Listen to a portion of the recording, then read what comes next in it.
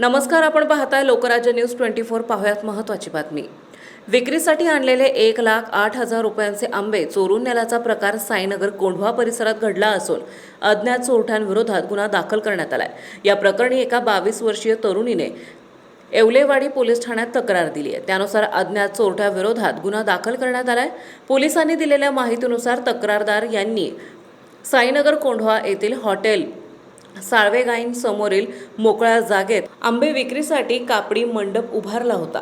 चोरट्यांनी 11 एप्रिल रोजी रात्री 2 ते पहाटे 6 वाजण्याच्या दरम्यान 1,08,000 रुपयांचे आंबे चोरून नेल्याचं तक्रारीत नमूद करण्यात आलंय। या प्रकरणाचा पुढील तपास सहाय्यक पोलीस निरीक्षक अश्विनी पाटील करीत आहेत। महाराष्ट्रातील महत्त्वाच्या आणि ताज्या बातम्या पाहण्यासाठी आजच आमच्या लोकराज्य न्यूज 24 न्यूज चॅनलला YouTube वर सबस्क्राइब करा आणि बेल आयकॉन प्रेस करा।